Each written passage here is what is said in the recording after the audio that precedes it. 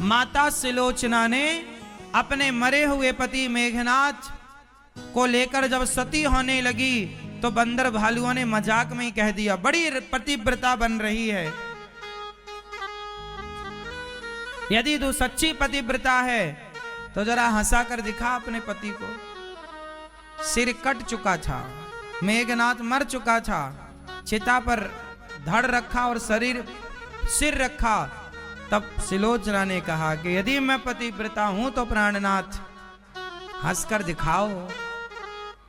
सिलोचना के कहते ही जान आ गई मेघनाथ में, हंसने लगा, कटा हुआ सिर हंसने लगा। जब ये हंसी सुनी तो भगवान राम के कानों तक गई, दौड़े दौड़े आए, राम जी क्या हुआ? सारे बंदर भालू तो डर गए। भगवान ने कहा क्या हुआ? बोले प्रभु हमने तो यूं ही कहा था ये सच्ची। तब भगवान ने कहा कभी पतिव्रता नारी की परीक्षा नहीं लेनी चाहिए, ये बड़ी श्रेष्ठ पतिव्रता नारी है। इसलिए पतिव्रता सती हो गई फिर पति के साथ।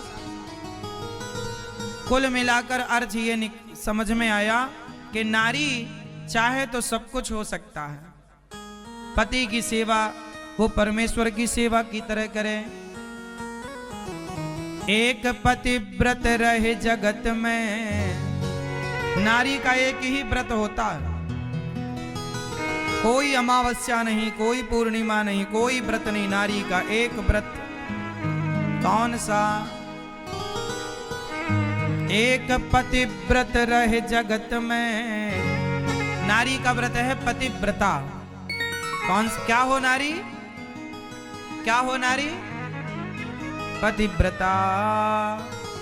एक पतिव्रत रहे जगत में, सब व्रत हैं बेकार।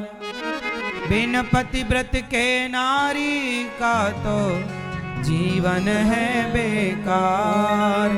सूना पति बिना संसार। स्त्री का एक ही व्रत, तो आप अपने पति की सेवा किया करो, पति के चरण दबाया करो जैसे लक्ष्मी जी दबाती हैं, और पति से खूब प्यार करो, खूब सेवा करो, भगवान मानकर सेवा करो।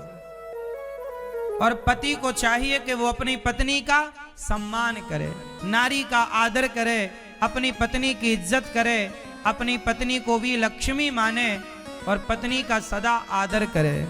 जो पुरुष स्त्री का सम्मान करता है और जो स्त्री अपने पति की सेवा करती है वो घर घर नहीं, वो बैकुंठ होता है, स्वर्ग होता है। और उन्हीं अच्छे पति पत्नी के घर में भक्त या भगवान का जन्म होता है।